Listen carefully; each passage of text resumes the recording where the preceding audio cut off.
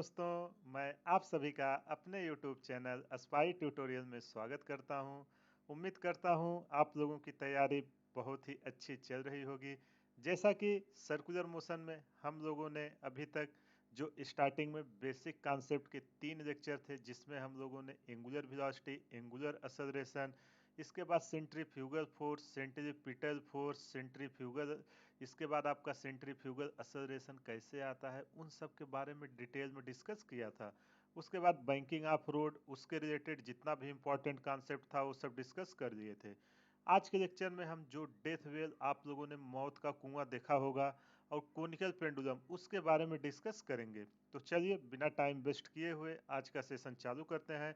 आप शांति से 35 से 40 मिनट वीडियो देखिएगा आराम से, सारा डाउट आपका क्लियर हो जाएगा। इसके बाद आपको कहीं से भी और स्टडी करने की ज़रूरत नहीं पड़ेगी। यहाँ से जाके 4-5 क्वेश्चन कर देना, सारा कॉन्सेप्ट क्लियर हो जाएगा। चलिए शुरू करते हैं। तो देखिए ध्यान से, जैसा कि आज का टॉपिक है डेथ वेल, मौत का कुआं। आप सभी लोग सर्कस में कभी ना कभी गए होंगे। तो सर्कस में देखो एक मौत का कुआं वाला खेल जो टिकट लेके दिखाते हैं, उसको देखा होगा। उसमें क्या होता है कि एक वर्टिकल कुएं में देखे होंगे, जो लकड़ी का कुआं बनाता है, उसमें बाइक या कार उसके वर्टिकल में सीधा चलती हैं और वो गिरती नहीं है नीचे। देखा होगा, हर किसी ने एक्सपीरियंस किया होगा। अब इसके पीछे की फिजिक्स क्या है आखिर बताइए। ये सब हॉरिजॉन्टल में चलती थी, उनको बैलेंस करता हो तो हमें पता है, लेकिन हॉरिजॉन्टल में कैसे मेंटेन स्पीड कर पा रही हैं, इसके पीछे की फिजिक्स क्या है, किस किस फैक्टर पे डिपेंड करती है, वो सारा हम इस चैप्टर में कवर करेंगे। इसके बाद अगर आप भी कभी राइडर बनते हैं मौत का कुआं में, तो आपको पता रहेगा फिजिक्स, हम कैसे वेलोसिटी मेंटेन करेंगे ताकि नीचे न जाए, आराम से आप उसको कर दोगे। तो चलिए शुरू करते हैं। जैसा कि आप देखो, एक ये मौत का कुआं है जो वर्टिकल बना हुआ है लकड़ी से। इस पे देखो ये राइडर है, बाइक चला रहा है, ये भी राइडर है, ये सब राइडर है। इस पे अलग अलग सब बाइक कंटिन्यू चला रहे हैं। ये बाइक के बाद कुछ टाइम बाद एक कार भी लेके आएंगे, फिर भी ये नीचे नहीं स्लिप मारेगी। अब क्यों नहीं मारेगी, उसका कुछ ना कुछ तो रीजन होगा। कितने फोर्स आ रहे हैं, कैसे लग रहे हैं। तो ये सब सारा आपका सर्कुलर मोशन के अंदर ही इसकी फिजिक्स कवर होती है। सब वही सेंट्रीपिटल फोर्स होगा, कुछ फ्रिक्शन फोर्स होगा, कुछ उसके बैलेंसिंग जो फोर्स आ रहे हैं, उन्हीं के बीच में इसका एक रिलेशन होगा जो इस सारी वेलोसिटी को मेंटेन कर रहा है। चलिए अब इसका एनालिसिस देखते हैं। मान लेते हैं जो कुएं में घूम रहा है आदमी, यहाँ चलो कुआं बना देते हैं, ठीक। वर्टिकल एक कुआं है, ये जो मौत का कुआं है यहाँ बन गया है, ठीक। आराम से देखिए, फिर देखे पढ़ेंगे, सारा डाउट क्लियर हो जाएगा। अब मान लेते हैं जो बाइक पे है आदमी, देखो फिजिक्स में तो हम तो हर चीज को एक पॉइंट मास मान देते हैं। तो ये हमारा जो ये पॉइंट है ना, ये बाइक और वो जो राइडर है उसका कंबाइंड मास है। इसके हम किसी एक पॉइंट को यहाँ पे देखिए पॉइंट मास मान दिए। मान लेते हैं बाइक वाला हमारा यहाँ पे चला रहा है। अब आप ध्यान से देखो, जब एक कुएं की सरफेस है, ये सब जो इसके चारों तरफ ब्लू कलर की बाउंड्री है, और ग्रीन कलर का ये हमारा बाइक का राइडर है जिसको हमने पॉइंट मास माना हुआ है, ठीक है।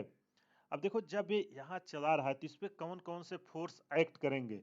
अगर इसका मास m है, जो बाइक चला रहा है, अगर उसका मास m है, तो एक इसका ग्रेविटी फोर्स आएगा जो नीचे मेंटेन करेगा, mg करेगा कि नहीं। और आपको पता होगा कि अगर दो सरफेस कांटेक्ट में है, बाइक का टायर एक कुएं के सरफेस से कांटेक्ट में है, तो उसके परपेंडिकुलर एक नॉर्मल रिएक्शन आएगा कि नहीं। फ्रिक्शन में मैंने डिटेल में समझाया हुआ था, नॉर्मल रिएक्शन आएगा। अब देखो जब ये दो सरफेस एक दूसरे के बीच रिलेटिव मोशन कर रही हैं, ये देखो मौत का कुआं का जो सरफेस है वो तो फिक्स है, और बाइक आपका कंटिन्यू मोशन कर रही है, तो दोनों के बीच रिलेटिव वेलोसिटी हो रहा है। और जैसे ही दो सरफेस के बीच रिलेटिव वेलोसिटी होती है, तो वहां कौन सा फोर्स पैदा होता है, फ्रिक्शनल फोर्स। फ्रिक्शन फोर्स किधर लगेगा, उसके अपर डायरेक्शन में, और यही उसको बैलेंस करके रखेगा। समझ में आया ना, फोर्स कौन कौन से लग रहे हैं। ये बाइक का मास यहाँ मान लेते हैं कितना था, ग्रीन कलर से दिखाया है, तो इसका पूरा मास m है। कंबाइंड मास जो राइडर और उस पे चला रहा है बाइक का टोटल मास। अब एक हॉरिजॉन्टल सर्कल में ऐसे कंटिन्यू घूम रहा है, कुछ इस तरीके से। इस सर्कल को मैं भी बाहर बनाता हूँ, समझ में आया कि नहीं। इस पे कंटिन्यू मोशन कर रहा है और इनके बीच का जो फ्रिक्शन कोफिशिएंट है सरफेस और ये टायर और कुएं के बीच का, उसको मान देते हैं म्यू। ये समझ में आया कि नहीं? आई होप आपको समझ में आ गया होगा। देखो यहाँ अगर आपने समझ लिया ना कि कितने टाइप के फोर्स लग रहे हैं, आगे की ओर रिजॉल्व करके अरेंज करना है। तो चलो यहाँ पे मैं लिख देता हूँ, अ पर्सन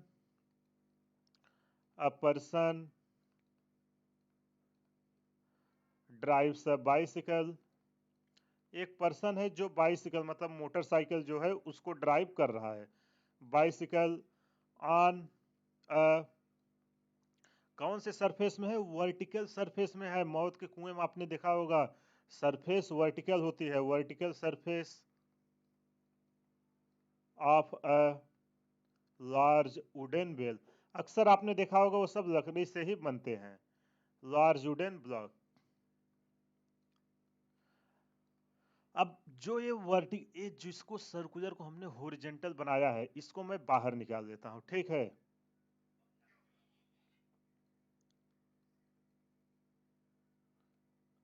इसको हमने बाहर निकाल दिया, इस पॉइंट पे हमारा मोशन कर रहा है कुछ ऐसे। अब देखो ध्यान से, इस पे कौन कौन से फोर्स आ रहे थे? एक फ्रिक्शन आ रहा था ऊपर की डायरेक्शन में, और एक क्या आ रहा था आपका? Normal force. नॉर्मल फोर्स किधर आ रहा है? सेंटर की तरफ, ये इसका सेंटर है। और कौन सा? इसका वेट लग रहा है mg। अब आप ध्यान से देखो, जो ये फ्रिक्शन फोर्स है यही तो इसके वेट को बैलेंस करके रखा हुआ है, नीचे नहीं गिरने दे रहा है। अगर ग्रेविटी फोर्स फ्रिक्शन फोर्स से नीचे हुआ तो ये भाई साहब जो स्टंट कर रहे हैं सीधा नीचे आके सरफेस पे गिर जाएंगे इसके नीचे। लेकिन उसको पता है कि फ्रिक्शन फोर्स उसके ग्रेविटी फोर्स से ज्यादा है, इस वजह से वो नीचे नहीं आ रहा है। ये समझ में आया कि नहीं? ग्रेविटी फोर्स को कौन बैलेंस कर रहा है? फ्रिक्शन फोर्स बैलेंस कर रहा है। और जो आपका नॉर्मल फोर्स है, देखो ये जो नॉर्मल फोर्स है ये इसको सेंटर की तरफ घुमाने में मदद कर रहा है। तो यहाँ से कौन सा फोर्स डेवलप होगा? यहाँ से सेंट्रीफ्यूगल फोर्स डेवलप होगा। यहाँ पे चलो मैं ब्लू कलर से लिख देता हूँ, यहाँ पे आपका कौन सा डेवलप होगा? Centrifugal sorry centripetal force develop होगा, सेंटर की तरफ सेंट्रीपिटल, और सेंटर से बाहर सेंट्रीफ्यूगल आता है। तो यहाँ पे देखो इनर्शियल फ्रेम है, मतलब सेंट्रीपिटल फोर्स एक डेवलप हुआ है और उसका डायरेक्शन किधर है? सेंटर की तरफ। तो यहाँ लिख देता हूँ जो आपका नॉर्मल फोर्स है, normal force provide normal force provide centripetal force. देखो यार मैं इसलिए अच्छे से लिख रहा हूँ ना, आप खुद से एक बार लिखोगे तो चीजें काफी दिन तक आपके दिमाग में याद रहेंगी। ऊपर ऊपर से आप देख लोगे एग्जाम में अच्छा नहीं कर पाओगे। तो अगर इसका मास m है, वेलोसिटी v से मूव कर रहा है कुछ इस तरीके से, और इसका जो रेडियस है यहाँ से यहाँ तक रेडियस दे देते हैं, इस रेडियस में घूम रहा है r है, तो सेंट्रीपिटल फोर्स क्या होगा? सेंट्रीपिटल फोर्स जो आपका होता है Fc, इसकी वैल्यू होती है mv स्क्वायर बाई आर ना, यही तो होता है। जहाँ पे m मास है, v वेलोसिटी है और r क्या है? रेडियस है। तो चलो n इक्वल टू हमने स्मॉल r माना है तो mv square divided by R, इसको मान लेते हैं इक्वेशन नंबर 1। समझ में आने? यहाँ लिख देता हूँ, आर है रेडियस ऑफ बेल जिस कुएं में वो घूम रहा है, रेडियस। एम है मास, हमने कंबाइंड मास मान लिया, कभी कभी क्वेश्चन मदद दे तो कट जाएगा लास्ट में आप देखोगे। v इक्वल टू है वेलोसिटी। ठीक समझ में आया कि नहीं? अब दूसरा देखो, ये जो फ्रिक्शन फोर्स है, ये जो फ्रिक्शन अगर ये राइडर नीचे नहीं गिरेगा तो क्या कंडीशन होगी? हमारा फ्रिक्शन फोर्स हमेशा ग्रेविटी फोर्स से ज्यादा या उसके बराबर होना चाहिए। अगर फ्रिक्शन फोर्स mg से कम हुआ तो तुरंत व्हीकल नीचे गिर जाएगी। तो चलिए इसको लिखते हैं, condition for rider not to fall. यहाँ क्या कंडीशन है कि हमारा राइडर जो है वो नीचे नहीं आएगा?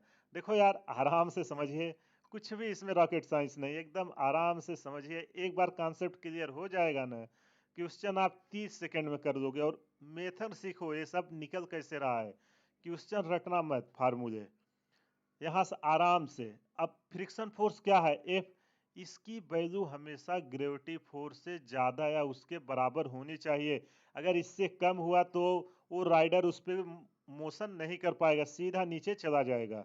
उसको हमेशा फ्रिक्शन फोर्स ग्रेविटी फोर्स से ज्यादा आना चाहिए। अब फ्रिक्शन फोर्स इक्वल टू क्या होता है? Mu into normal reaction friction chapter में डिटेल में इसके बारे में सिखाया हूँ। अगर कुछ भी दिक्कत हो आप एक बार जाके वहाँ से देख लीजिए। Mu N greater than equal to किसके, एम जी। अब आप इक्वेशन 1 से देखो, put value of N, put value of N, हम यहाँ पे एन की वैल्यू पुट कर रहे हैं। एन की वैल्यू हमारी क्या आई है यहाँ से देखिए, N equal to M V square by R, तो mu M V square divided by R greater than equal to M G. हमसे राइडर की वेलोसिटी निकालना है, इसका हमारा मोटो है कि जो राइडर घूम रहा है वेलोसिटी क्या होगी, उसी को निकालने के लिए हम ये सब कर रहे हैं। तो अब ध्यान से देखो, जो ये m है और दोनों तरफ अगर हम m से डिवाइड करेंगे तो m कैंसिल हो जाएगा कि नहीं, इधर बचेगा mu V square divided by R greater than equal to G. यहाँ तक कुछ प्रॉब्लम है तो बोलो। अब r का दोनों साइड हम मल्टीप्लाई करते हैं, जब बोथ साइड मल्टीप्लाई करेंगे mu V square greater than R G. अब म्यू का हम दोनों साइड डिवाइड करते हैं इक्वलिटी का, तो जब दोनों साइड डिवाइड करेंगे V square should be greater than equal equal R G divided by by mu. यहाँ तक समझ में आया कि नहीं। अब हमें वी की वेलोसिटी चाहिए, किस स्पीड से हमारा राइडर घूम रहा है, तो वहाँ पे अगर हमारा स्क्वायर रूट है तो इधर आएगा, क्या हो जाएगा, square root greater than equal to G R by mu. जो हमारी वेलोसिटी है वो G R root G R by mu से हमेशा ज़्यादा या उसके बराबर होनी चाहिए। अगर इससे कम हुई तो हमारा जो राइडर है वो गिर जाएगा। यहाँ पे एक इम्पॉर्टेंट टर्म निकल के आया है, ये देखो मास पे कहीं डिपेंड कर रहा है, इसमें मास कहीं नहीं आया, केवल रेडियस पे डिपेंड कर रहा है और कोफिशिएंट ऑफ फ्रिक्शन जो टायर और वॉल के सरफेस के बीच फ्रिक्शन लग रहा है उस पर डिपेंड कर रहा है, और वो रेडियस पे, जिस रेडियस में वो घूम रहा है, और किसी भी वैल्यू पे डिपेंड नहीं कर रहा है। अगर चाहे जितना हैवी आदमी बैठा दो, चाहे 500 केजी का आदमी बैठा दो, उससे राइड कराओ तो भी कोई फर्क नहीं आएगा उसकी मिनिमम वेलोसिटी में। अब चलो मिनिमम वेलोसिटी राइडर को कितना चाहिए, मिनिमम वेलोसिटी जो हमारा ऑब्जेक्टिव था, मिनिमम वेलोसिटी जिससे राइडर हमारा नीचे ना गिरे, minimum velocity for rider not to fall, minimum velocity for rider not to fall. तो क्या होगा अगर इसको मिनिमम चाहिए, भी मिनिमम इक्वल टू, अब देखो मिनिमम में कितने के बराबर हो सकती है, इसके बराबर हो सकती है, इसके नीचे तो जा नहीं सकती। तो क्या आएगी minimum velocity G R by mu. ध्यान से देखना, आपने रेसिंग कार और ये सब देखी होगी, जो भी यहाँ पे बाइक चल रही हैं इन सब का आप देखना चक्का मोटा रहता है। क्यों मोटा रहता है, अगर सरफेस ज़्यादा हुआ, एरिया ऑफ कांटेक्ट ज़्यादा होगा, जिससे को फ्रिक्शन की वैल्यू बहुत ही ज़्यादा होगी सर। और आपने देखा होगा जो रेसिंग कार या स्पोर्ट्स बाइक होती हैं उन सब के व्हील इसीलिए चौड़े दिए जाते हैं ताकि वो स्लिप ना करे। अगर स्लिप किया, अगर फ्रिक्शन की वैल्यू कम हुई तो स्लिप कर जाएगा, इसलिए उनके बीच ज़्यादा फ्रिक्शन पैदा हो, इसलिए उसके टायरों को मोटा दिया जाता है। और टायरों के बीच आप देखोगे अच्छी ग्रेडिंग की जाती है, जिसको हम हिंदी में बोलते हैं, वो जो ग्रेड टाइप कैसे टायरों के बीच नहीं बना रहता, आपने देखा होगा फ्लैट टायरों के बीच कुछ इस तरीके से, जितना अच्छा बना रहता है इस हिसाब से टायर की प्राइस डिपेंड करती है। आपने स्पोर्ट्स बाइक या स्पोर्ट्स कार वो सबका व्हील देखा होगा, काफ़ी विड्थ नॉर्मल बाइक या नॉर्मल कार के कंपेरिजन में काफ़ी चौड़ा होता है। उसका यही रीजन है कि वो स्लिप ना करे, ज़्यादा फ्रिक्शन पैदा करे। आई होप आपको ये समझ में आ गया होगा। अब यहाँ देखते हैं जो हमारी वेलोसिटी है भी किस पे डिपेंड कर रही है। इस पे डायरेक्ट क्वेश्चन आता है कि किसको हम इंक्रीज करेंगे तो क्या होगा। तो पहला क्या डिपेंड कर रही है, पहला देखो भी रेडियस पे कैसे डिपेंड कर रही है, पहले तो रेडियस पे डिपेंड कर रही है। अगर कोई पूछे तो यहाँ पे रेडियस कैसे है, भी डायरेक्टली प्रोपोर्शनल रूट आर। अगर आर इंक्रीज करोगे तो वेलोसिटी बढ़ेगी और आर डिक्रीज करोगे तो वेलोसिटी उतना कम होगी। इसलिए आप देखे होंगे कितना स्पीड में बाइक चलाते हैं, कभी मौत के कुएं का गेम देखना, इतना तेज साइलेंसर आवाज करता है, तो इसलिए कि स्पीड उसको मिनिमम, इस स्पीड को मेंटेन करेंगे तभी हमें फ्रिक्शन की वैल्यू एग्जैक्ट मिल पाएगी जो इसको बैलेंस करेगा, यहाँ से निकल के आता है। दूसरा किस पे डिपेंड करता है, कोफी जी तो कांस्टेंट है, उसकी वैल्यू फिक्स ही रहेगी 9.8। दूसरा करता है कोफिशिएंट ऑफ फ्रिक्शन म्यू। अब म्यू को हम कैसे इंक्रीज करेंगे? म्यू को इंक्रीज करने का दो मेथड है। एक आप क्या करो, इंक्रीज टायर विड्थ एक आप कर दो, या तो टायर की विड्थ बना दो, उससे आपका म्यू इंक्रीज हो जाएगा। और दूसरा आप क्या कर सकते हो, second method, grading of tyre, जो टायर की ग्रेडिंग होती है उससे भी आपका फ्रिक्शन की वैल्यू इंक्रीज होती है। आई होप आपको सारा टॉपिक समझ में आ गया होगा। इसके पीछे की फिजिक्स क्या होती है, देखो यहाँ कितने भी हैवी आदमी बैठे हैं, इस पे 4 आदमी भी बैठ जाएं फिर भी कोई फर्क इसके वेलोसिटी पे नहीं आएगा। यहाँ आप फार्मूले से देख सकते हो, केवल रेडियस और कोफिशिएंट ऑफ फ्रिक्शन पे डिपेंड कर रही है। आई होप आपको समझ में आ गया होगा। चलिए इस पे कुछ क्वेश्चंस करते हैं तो अंडरस्टैंडिंग और अच्छे से क्लियर हो जाएगी। चलिए इस क्वेश्चन को रीड करते हैं और इसको सॉल्व करते हैं। देखो इस क्वेश्चन में कह क्या रहा है, a person wants to drive on the vertical surface of a large cylindrical wooden bell commonly known as death wheel in circus. The radius of the wheel is 2 meter and the coefficient of friction between the tire of the motorcycle and the wall of the wheel is 0.2. The minimum speed of the motorcycle must have in order to prevent slipping should be। देखो ये कह रहा है कि एक circus में मौत के कुएं का गेम चल रहा है, उस कुएं का जो रेडियस है, तो चलो यहाँ बना देते हैं। ये रहा आपका मौत का कुआं, ठीक। मौत के कुएं में एक राइडर है जो बाइक चला रहा है, और जो इसका हमें रेडियस दिया हुआ है, इसका रेडियस कितना दिया हुआ है, 2 मीटर, ठीक। और जो यहाँ पे अपना राइडर है, मान देते हैं पॉइंट मास यहाँ पे राइडर, ठीक। जो टायर और इसके वॉल के बीच फ्रिक्शन कोफिशिएंट म्यू है, उसकी वैल्यू है 0.2। अब आपसे बोल रहा है जब इसके चारों तरफ घूम रहा है कितना मिनिमम स्पीड मेंटेन करे कि ताकि ये स्लिप ना करे। तो वही इसके बारे में हमने अभी डिराइव किया है सारा। आप देख लो इस पे कौन कौन सा फोर्स आएगा। एक आएगा mg अगर इसका पूरा मास m है, दूसरा आएगा एक नॉर्मल रिएक्शन, और ऊपर कौन इसको बैलेंस करेगा, फ्रिक्शन फोर्स, जो हमने अभी डिराइव किया सारा एक फार्मूले के टर्म में यहाँ मैंने लिख दिया है। ये जो नॉर्मल है आपका क्या प्रोड्यूस करेगा, नॉर्मल रिएक्शन ही सेंट्रीपिटल फोर्स प्रोड्यूस करेगा। और जो mg है इसकी वैल्यू हमेशा कोफिशिएंट ऑफ फ्रिक्शन, जो f की वैल्यू है ये हमेशा mg के इक्वल या उससे ज़्यादा होना चाहिए। आई होप आपको समझ में आ गया होगा। मिनिमम वेलोसिटी पूछ रहा है, देखो कितना इजी क्वेश्चन है, एग्जाम में ऐसे ही क्वेश्चन आएंगे। तो मिनिमम वेलोसिटी इक्वल टू हमने अभी फार्मूला देखा क्या था, G R divided by mu. R क्या था, इस कुएं का रेडियस, म्यू तो क्या था, कोफिशिएंट ऑफ फ्रिक्शन। तो सारा वैल्यू दिया हुआ है, यहाँ पुट कर देते हैं। जी की वैल्यू कुछ नहीं दिया तो हम 10 दे देते हैं, कैलकुलेशन आसान हो। आर की वैल्यू कितना है 2, म्यू की वैल्यू है 0.2। जब इसको सॉल्व करेंगे निकल के आएगा 20 डिवाइडेड बाई 0.2। अब देखो पॉइंट हटाएंगे तो क्या आएगा, ऊपर एक शून्य इंक्रीज हो जाएगा, 200 डिवाइडेड बाई 2। जब इसको सॉल्व करेंगे तो भी मिनिमम इक्वल टू निकल के आएगा √100। जब इसका स्क्वायर रूट लेंगे तो मिनिमम स्पीड निकल के आएगी 10 मीटर पर सेकेंड।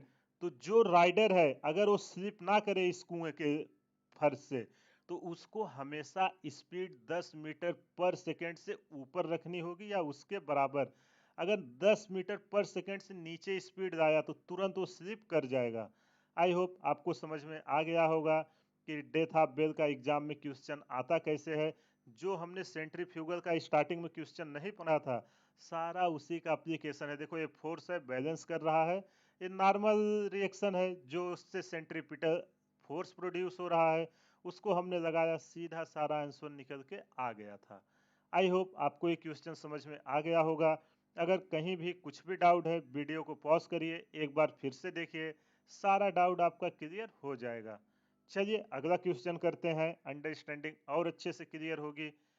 देखो इस क्वेश्चन में कह क्या रहा है, a motorcyclist want to drive the vertical surface of a wooden wheel of radius 5 meter with a minimum speed of 5 meter per second.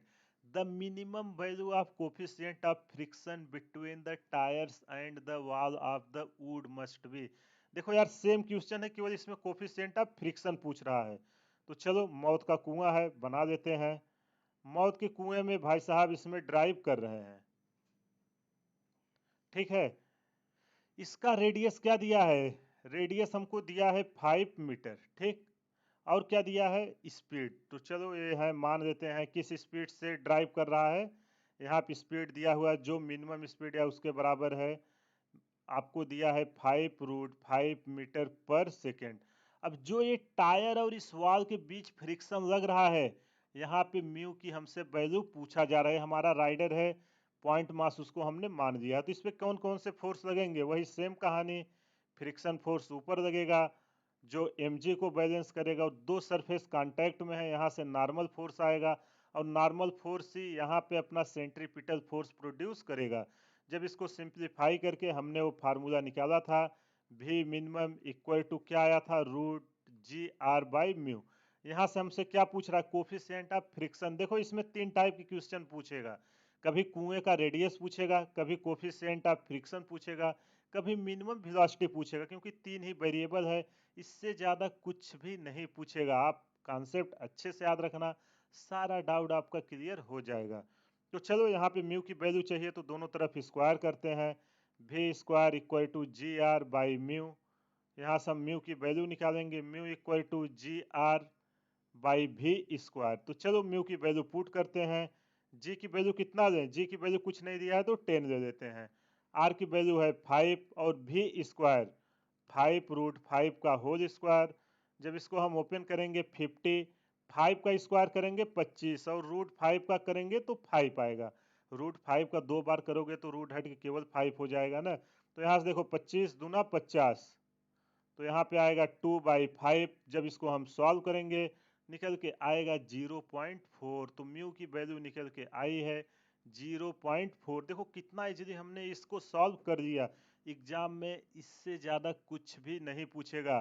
Theoretical question उसको प्रोड्यूस करना होगा, तो पूछ लेगा कि अगर बाइक स्लिप ना करे तो उसको कौन सा फोर्स बैलेंस करता है। तो आपको पता होना चाहिए जो फ्रिक्शनल फोर्स है वही इसके ग्रेविटी फोर्स को बैलेंस करके रख रहा है। या पूछेगा सेंट्रीपिटल फोर्स किसके कारण आ रहा है, तो जो टायर और सरफेस के फोर्स का नॉर्मल आ रहा है उसके कारण सेंट्रीपिटल फोर्स आ रहा है। इससे ज़्यादा कुछ भी क्वेश्चन नहीं पूछेगा। आई होप सारा डाउट क्लियर हो गया होगा। अगर कहीं भी कुछ भी डाउट है वीडियो को पॉज करिएगा, एक बार फिर से देखिएगा, सारा डाउट क्लियर हो जाएगा। चलिए अगला टॉपिक देखते हैं। अब डेथ वेव के रिलेटेड जितना था हमने सारा टॉपिक क्लियर कर दिया है। अब अगला टॉपिक है आज का कोनिकल पेंडुलम में। आप सभी ने देखा होगा कोनिकल पेंडुलम होता क्या है। तो देखो कोनिकल पेंडुलम होता, conical pendulum is a simple pendulum in which the string moves along the surface of a cone and the point object performs a horizontal circular motion. इसको याद रखना, जो कोनिकल पेंडुलम है ना वो यहाँ पे ऐसे ही घूमता है। आई होप आपको दिख रहा होगा कैमरे में। वो जो परफॉर्म करता है एक सर्कुलर मोशन में ही परफॉर्म करता है। तो चलो यहाँ मैं इसको डायग्राम के थ्रू आपको समझाता हूँ। मान लेता हूँ ये हमारा फिक्स है, ठीक। यहाँ पे किसी एंगल पे हमारा एक पेंडुलम लगा हुआ है, ये है इसका बॉब जिसका मास है m। और यहाँ से जो एंगल बना रहा है, अगर यहाँ से हम परपेंडिकुलर ड्रॉप करें तो जो इनिशियल एंगल बना रहा है मान लेते हैं एंगल बना रहा है थीटा। अब देखो इसमें क्या क्या आपसे पूछ सकता है। एक तो आपसे पूछेगा इसका मास तो m है, तो यहाँ मैं m लिख देता हूँ। एक तो पूछेगा इस स्ट्रिंग में टेंशन कितना आ रहा है, इसमें कितना टेंशन आएगा उसको हम मान देते हैं टेंशन की वैल्यू जो आएगी, टेंशन चलो टेंशन मान देता हूँ आएगी टी नॉट, ठीक।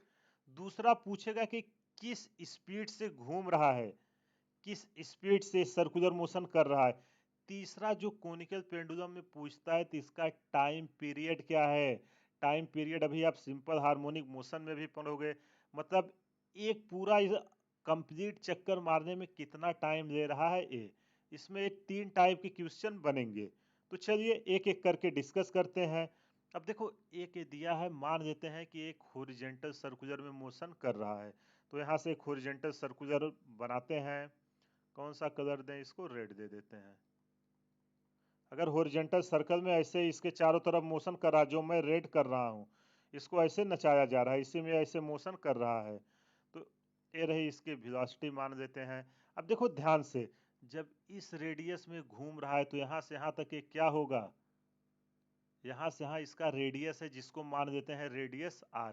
अब चलो अगर यहाँ पे मास एम है तो कौन कौन से फोर्स लगेंगे, एक ग्रेविटी फोर्स आएगा जिसका नाम देंगे एम जी। कोई दिक्कत हो तो बोलो। ये अगर मोशन कर रहा है तो ग्रेविटी फोर्स हमेशा डाउनवर्ड डायरेक्शन में लगेगा। अब यहाँ से मैं एक एक्सिस ड्रॉ करता हूँ, एक्सिस का कौन सा कलर दूं, चलो हल्का डार्क दे देता हूँ। यहाँ पे मैं ऊपर करता हूँ, ठीक। अगर यहाँ से एंगल थीटा बना रहा है तो यहाँ से एंगल कितना बनाएगा, यहाँ से भी एंगल थीटा बनाएगा, बनाएगा कि नहीं। सेम देखो वही सिचुएशन यहाँ भी है। अब जब ये थीटा बनाया, हम टी नॉट को रिजॉल्व करेंगे तो यहाँ पे वैल्यू कितनी निकल के आएगी, ए कंपोनेंट यहाँ से यहाँ तक T not cos theta, resolve करना आप सभी को आता ही होगा, टी नॉट कॉस थीटा। और इधर जब रिजॉल्व करेंगे तो इधर क्या निकल के आएगा, इसके परपेंडिकुलर कंपोनेंट, परपेंडिकुलर निकल के आएगा टी नॉट साइन थीटा। यहाँ तक कुछ भी डाउट है तो बोलो। यहाँ पे टी नॉट एक टेंशन लग रहा है स्ट्रिंग पे, ए पार्टिकल एम मास का है जो भी वेलोसिटी से एक वर्टिकल सर्कुलर मोशन में मूव कर रहा है। चलो यहाँ पे मैं लिख देता हूँ सबका नाम। एम क्या है, एम है आपका मास ऑफ पार्टिकल। एक और इसमें हमें दिया रहेगा कि स्प्रिंग की स्ट्रिंग की कितनी लेंथ है, वो भी हम निकाल सकते हैं। तो मान लेते हैं स्ट्रिंग की लेंथ है एल। तो चलो यहाँ पे लिख लेते हैं जो एल है ये है आपका लेंथ ऑफ स्ट्रिंग। देखो यार, फार्मूला डिराइव करने से पहले सारी चीजें आपको पता होनी चाहिए। जितने अच्छे से चीजें पता रहेंगी ना, फार्मूला उतना इजीली आप लगा दोगे। टी नॉट क्या है, जब इसको हम घुमा रहे हैं तो एक टेंशन डेवलप होगा कि नहीं, वही है टेंशन इन स्ट्रिंग। इस स्ट्रिंग में कितना टेंशन आ रहा है। और क्या है, इसमें भी वेलोसिटी से मोशन कर रहा है, तो यहाँ पे दे देता हूँ भी है आपकी वेलोसिटी ऑफ बॉब, जिस वेलोसिटी से वो सर्कुलर मोशन कर रहा है, ठीक। अब ध्यान से देखो, जब इसको हम बैलेंस करेंगे, इसको इस पॉइंट को, तो यहाँ पे जो इसका वर्टिकल कंपोनेंट है इसको कौन बैलेंस कर रहा है। अगर एम जी को कौन बैलेंस कर रहा है, T not cos theta balance कर रहा है ना। तो यहाँ पे लिख देता हूँ vertical component of tension balance by, ध्यान से देखो ये कंपोनेंट, तो टी नॉट कॉस थीटा, इसको आपको बैलेंस कर रहा है एम जी। इसको मान लेते हैं इक्वेशन नंबर 1। अब ध्यान से देखो, जो टी नॉट साइन थीटा है हॉरिजॉन्टल कंपोनेंट, यहाँ लिख देता हूँ हॉरिजॉन्टल कंपोनेंट, वो प्रोवाइड क्या करेगा, आपका horizontal component provide centripetal, centre की तरफ कौन सा फोर्स लग रहा है इसका, जो हॉरिजॉन्टल डायरेक्शन में कौन सा फोर्स है, टी नॉट साइन थीटा। तो जो हॉरिजॉन्टल कंपोनेंट है यही आपका प्रोवाइड करेगा, क्या प्रोवाइड करेगा, सेंट्रीपिटल फोर्स। आई होप आपको समझ में आ गया होगा। अगर कहीं भी कुछ भी डाउट है, वीडियो को एक बार पॉज करिए। मैं इतना धीरे धीरे इसलिए एक्सप्लेन कर रहा हूँ ताकि कहीं पे आपको प्रॉब्लम ना आए। और सेंट्रीपिटल फोर्स की वैल्यू कितनी आती है, इधर ही इसका एक लगेगा एफ सी, जिसको नाम दे देते हैं सेंट्रीपिटल फोर्स।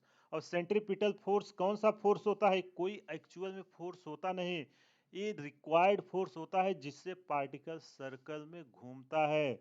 मैंने सेकेंड लेक्चर में डिटेल में बताया था। अगर मास एम है, वेलोसिटी भी है, रेडियस आर है, तो सेंट्रीपिटल फोर्स की वैल्यू निकल के आएगी M V square by R. तो चलो इसको सॉल्व करते हैं। T naught sine theta equal to M V square by R, ये कौन सा इक्वेशन हुआ, इक्वेशन नंबर 2, ठीक। अब हम क्या करेंगे कि इक्वेशन 2 को 1 से डिवाइड कर देते हैं, इक्वेशन 2 डिवाइडेड बाई इक्वेशन 1। अब जब इक्वेशन 1 और 2 को हम डिवाइड करेंगे, जब इक्वेशन 1 और 2 को डिवाइड करेंगे, टी नॉट से कैंसिल हो जाएगा, sine theta by cos theta, जैसा हमने बैंकिंग ऑफ रोड में किया था सेम वही है यार, टेन थीटा आ जाएगा। और एम भी स्क्वायर इधर है, M V square by R divided by M G, M से एम कैंसिल हो जाएगा, बचेगा भी square by R G.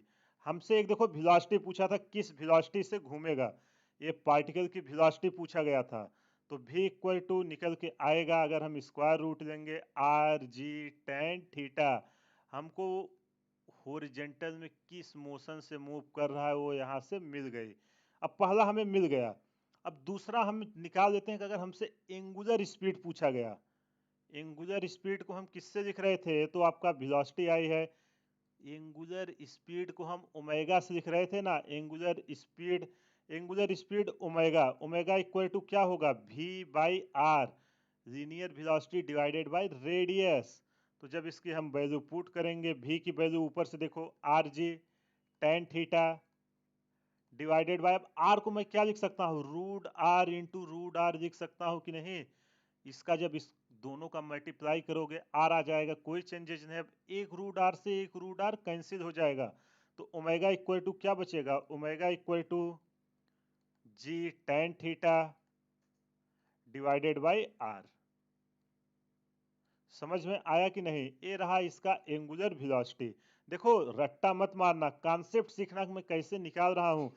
Basic lecture आपने अच्छे से देखा होगा, देखो मैं कुछ भी नहीं रटा हूँ, लेकिन हमें बेसिक्स पता है, वहां से मैं सारी चीजें आराम से निकाल दे रहा हूँ। अब अगला हमें क्या आइडेंटिफाई करना था कि पेंडुलम का टाइम पीरियड कितना होगा। तो चलो टाइम पीरियड क्या होता है, 2 पाई बाई ओमेगा।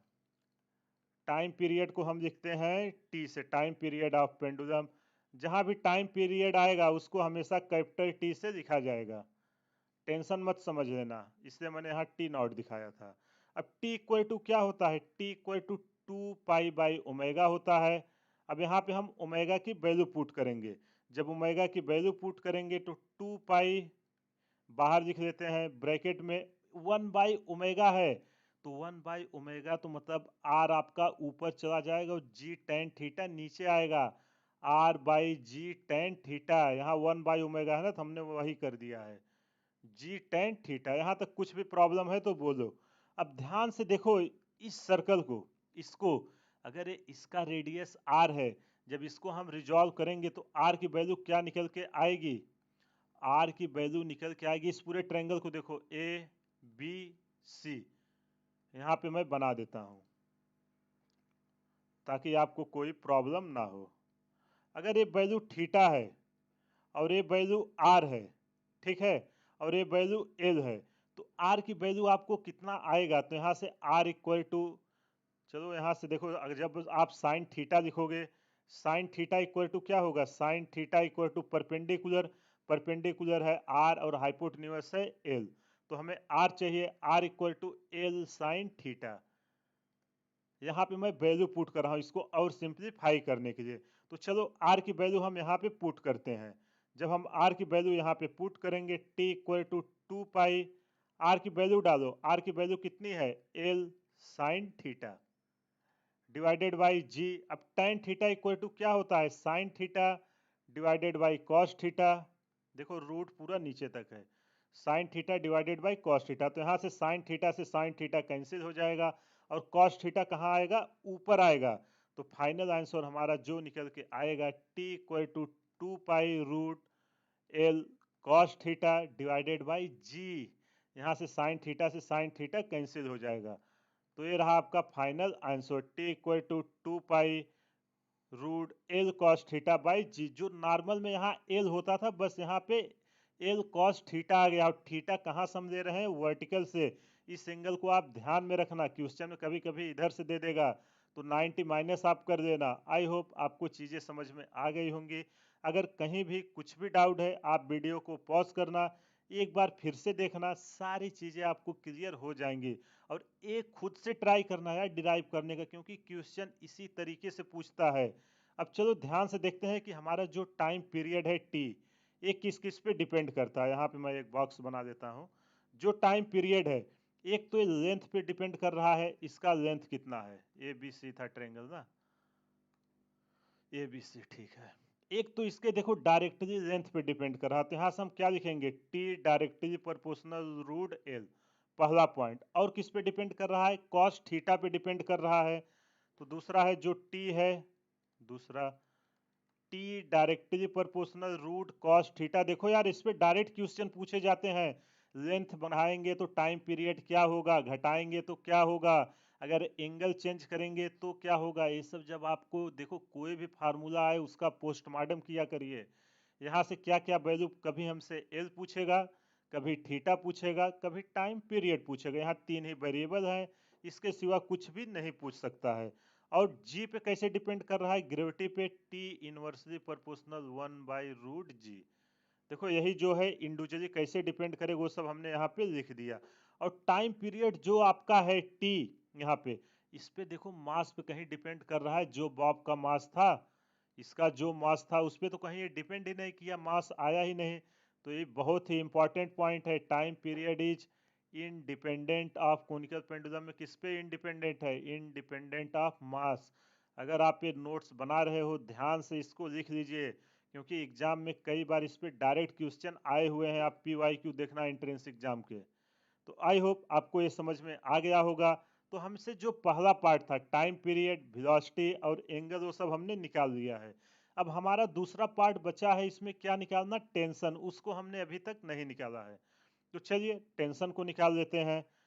यहाँ पे लिख देता हूँ tension. Tension in the string of conical pendulum.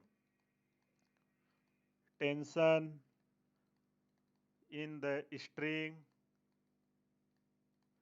देखो यार कुछ है नहीं, बस आप स्टार्टिंग अगर 3-4 लेक्चर अच्छे से देखे होगे ना तो सब समझ में आ जाएगा। फिजिक्स एकदम इजी है, बस आपको बेसिक क्लियर होना चाहिए।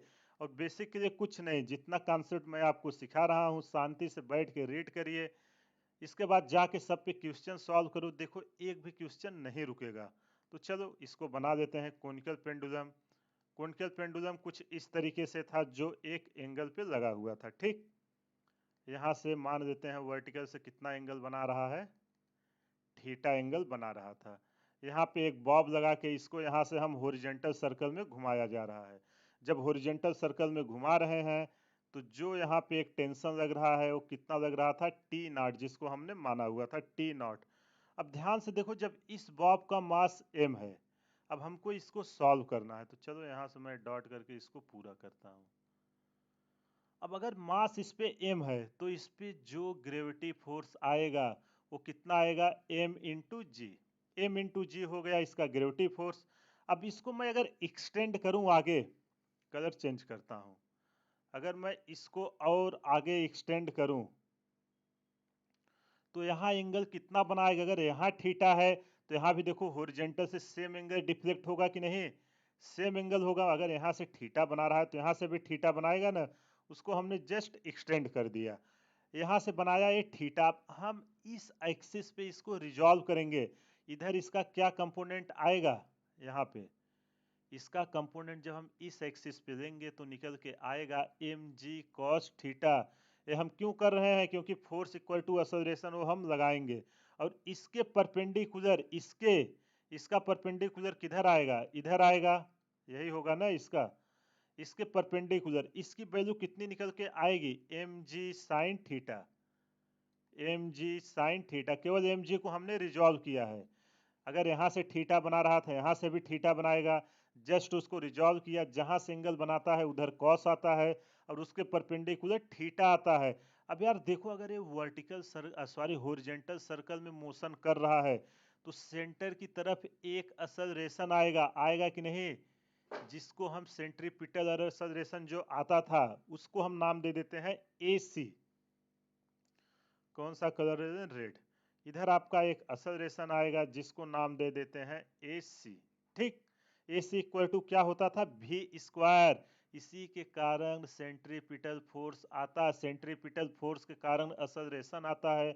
और जब एक्सेलरेशन है तो सर्कुलर में वेलोसिटी कंटीन्यूअस चेंज होती है, ये आपको समझ में आ रहा होगा।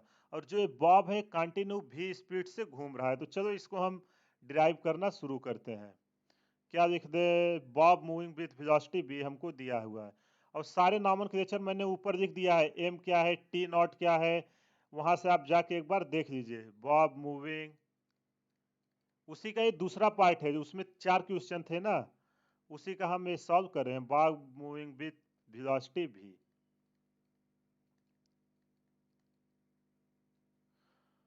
ठीक है, ये वेलोसिटी v से मोशन कर रहा है वर्टिकल सर्कल में।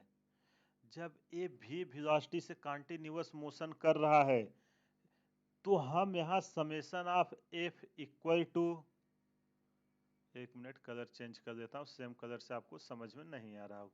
तो यहाँ से मैं summation of F equal to mass into acceleration, यहाँ कौन सा एक्सेलरेशन, ए सी लिख सकता हूँ कि नहीं।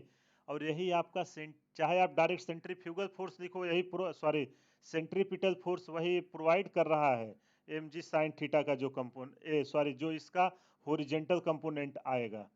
तो चलो यहाँ पे वैल्यू पुट करते हैं। नेट फोर्स यहाँ कितना है, इस डायरेक्शन में मोशन कर रहा है ना, तो ये पॉजिटिव आएगा, नेट फोर्स आएगा टी नॉट। इस पे देखो टी नॉट ऊपर की तरफ है, इस बॉब पे जब लेंगे minus M G cos theta equal to क्या निकल के आएगा, M V square by R. हमसे क्या पूछ रहा था, टी नॉट टेंशन की वैल्यू।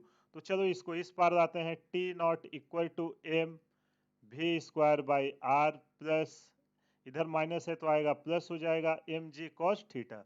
अब m कॉमन ले लेते हैं, टी नॉट इक्वल टू जब m कॉमन ले लेंगे तो अंदर क्या बचेगा, अंदर बचेगा V square divided by R plus G cos theta.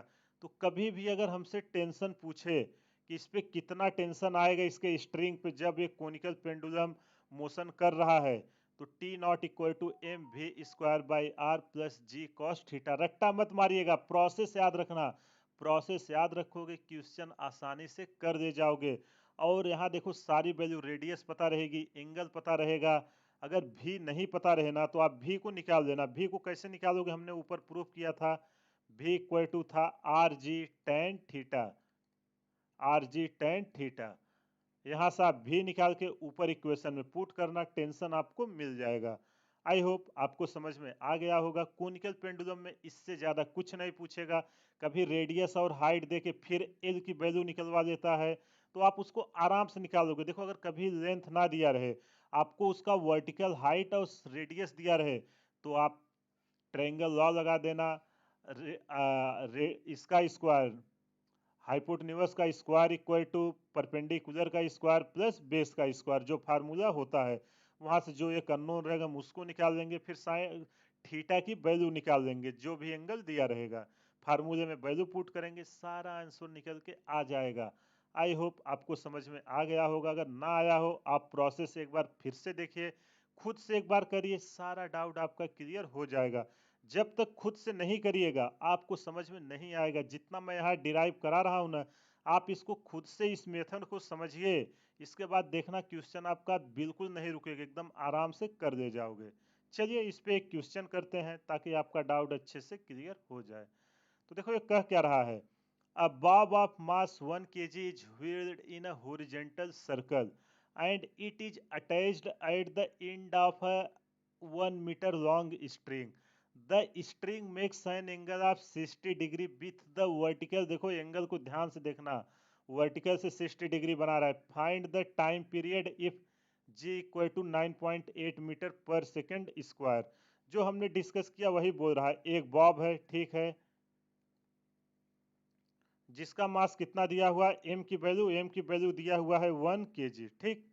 अब ये बोल रहा है वर्टिकल से कितना एंगल बना रहा है, वर्टिकल से जो एंगल बना रहा है, वर्टिकल ये हुआ, वर्टिकल यहाँ से एंगल बना रहा है 60 डिग्री, ठीक। देखो पहला क्वेश्चन इससे मैं आराम से विजुलाइज करा देता हूँ। यहाँ से सर्कुलर मोशन एक कर रहा है इस हॉरिजॉन्टल सर्कल में, ठीक है। इस स्ट्रिंग की जो लेंथ है, इस रस्सी की, इसका लेंथ दिया हुआ है एल इक्वल टू 1 मीटर। आपसे पूछ रहा है कि इसका टाइम पीरियड कितना होगा। देखो आप पहले मेथड से खुद जाना जो हमने अभी जैसे जैसे ड्राइव किया, लेकिन अगर आपको याद होगा टाइम पीरियड एग्जाम में उतना टाइम रहता नहीं, लेकिन आप इनिशियल में प्रैक्टिस कर रहे हो तो बेसिक कॉन्सेप्ट से ही करना। एक बार बेसिक स्ट्रांग हो जाएगा फिर आप आराम से क्वेश्चन में कुछ भी पूछेगा ना सीधा सॉल्व करना शुरू कर दोगे। तो चलो टाइम पीरियड का फार्मूला क्या होता था, T equal to 2 pi root L cos theta by G. तो क्या क्या वैल्यू दी है उसको हम पुट करते हैं। एम मास की वैल्यू दिया हुआ है 1 kg, और क्या दिया हुआ है, length of string 1 metre, theta vertical से दिया है, अगर यहाँ से दिया होता हॉरिजॉन्टल से इस पॉइंट पे तो हम क्या करते 90 माइनस थीटा करते, लेकिन वर्टिकल से दिया है, हमने इसी को लेके फार्मूला डिराइव किया था। तो थीटा इक्वल टू 60 डिग्री। अब हमसे टाइम पीरियड पूछा जा रहा है, अभी हमने कुछ समय पहले डिराइव किया था, T equal to 2 pi L cos theta divided by क्या आया था, जी। तो चलो वैल्यू पुट करते हैं। t इक्वल टू 2 पाई की वैल्यू 3.14, रूट एल की वैल्यू कितनी है 1 मीटर, कॉस थीटा कॉस 60, कॉस 60 यहाँ वैल्यू पुट कर देता हूँ। कॉस 60 की वैल्यू 1/2 होती है और जी की वैल्यू 9.8। जब इसको हम सॉल्व करेंगे तो टाइम पीरियड एक रिजोल्यूशन का निकल के आएगा 1.41 सेकेंड। ये रहा आंसर। देखो अगर आपको मेथड पता रहेगा आप तुरंत इसको डिराइव भी कर सकते हो 30-40 सेकेंड में, लेकिन ये एकदम इजी फार्मूला है टाइम पीरियड का। आपको याद होगा जब हमने यूनिट एंड मेजरमेंट शुरू किया था वहाँ भी टाइम पीरियड का फार्मूला देखा था। केवल यहाँ पे एल की जगह कॉस थीटा आ गया है और थीटा कहाँ से दे रहे हैं वर्टिकल से। आई होप आपको ये समझ में आ गया होगा। जो हमने दोनों कॉन्सेप्ट देखा आप एक बार इसको खुद से ट्राई करिए, खुद से डिराइव करिए। एक बार अगर खुद से डिराइव कर दिए ना, एग्जाम में कैसा भी क्वेश्चन पूछेगा आराम से कर दोगे और एग्जाम में इससे ज़्यादा कुछ क्वेश्चन आपके जेई या नीट में आएगा नहीं। तो जितना डेथ वेल और कोनिकल पेंडुलम के रिलेटेड टॉपिक था वो सब हमने कवर कर दिया है। इस पे जो और इम्पॉर्टेंट क्वेश्चन है वो एक क्वेश्चन की प्रैक्टिस सीरीज चल रही है जिसमें हम एससी वर्मा और जो जेई या नीट में प्रीवियस ईयर क्वेश्चन आए हुए हैं उन सबको डिस्कस करते हैं। वहाँ से आपको और क्वेश्चन प्रैक्टिस करने हैं, उस सेशन को देखिए, अच्छे से प्रैक्टिस कीजिए, सारा डाउट क्लियर हो जाएगा। और अगर हमारे चैनल से आप लोग फिजिक्स स्टडी कर रहे हो, मैं आपको गारंटी दे रहा हूँ फिजिक्स में आपका पूरा का पूरा नंबर आएगा। अगर आपको चेक करना है, अब भी रिसेंटली जेई मेन का एग्ज़ाम हुआ है, आप जाके देख लीजिए जितना चैप्टर हमने कवर किया था उसके रिलेटेड सारे क्वेश्चन मेरे नोट से ही आए हुए हैं। प्ले लिस्ट में आप जाके चेक कर सकते हो।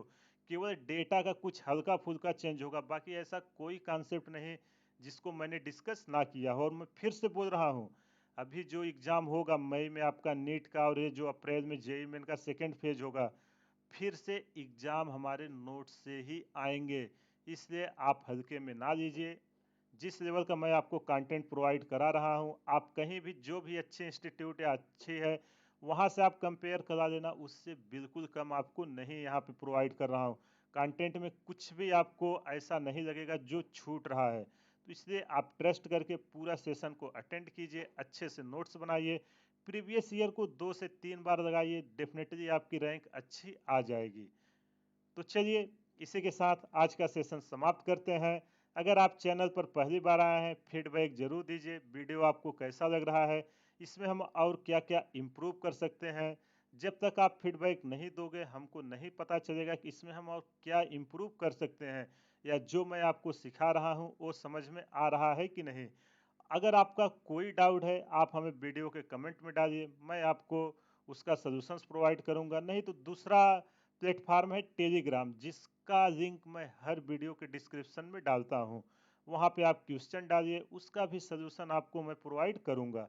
और जो यहाँ पे मैं ये सब डिस्कस कर रहा हूँ इसका अगर पीडीएफ आपको चाहिए टेलीग्राम ग्रुप को ज्वाइन कर लीजिए। हर लेक्चर के बाद वहाँ पे पीडीएफ पोस्ट कर देता हूँ, वहाँ से आप जाके डाउनलोड कर सकते हैं। तो चलिए इसी के साथ आज का सेशन समाप्त करते हैं, मिलते हैं अगले सेशन में। इस पे केवल एक टॉपिक और बचा है, मोशन इन वर्टिकल सर्कल। इसके बाद ये चैप्टर खत्म हो जाएगा। इसके अलावा जो प्रैक्टिस सेशन चल रहा है उसको आप डेफिनेटली फॉलो करिए। वहाँ पे हर चैप्टर में मैं जितना भी रिलेवेंट क्वेश्चन है, मोर देन 100 क्वेश्चन तो कराता ही हूँ। उतना आप कर दोगे एग्जाम में आपका सिंगल क्वेश्चन नहीं रुकेगा। तो चलिए सेशन समाप्त करते हैं। फीडबैक जरूर दीजिए वीडियो आपको कैसा लगा। अगर हमारे चैनल पर पहली बार आए हैं चैनल को सब्सक्राइब कर दें, बेल आइकन को ऑन कर दें ताकि मैं जैसे ही कोई वीडियो डालूं सबसे पहले नोटिफिकेशन आप तक जाए। हमारे चैनल को ज़्यादा से ज़्यादा शेयर करें, सब्सक्राइब करें व लाइक करें। Thank you.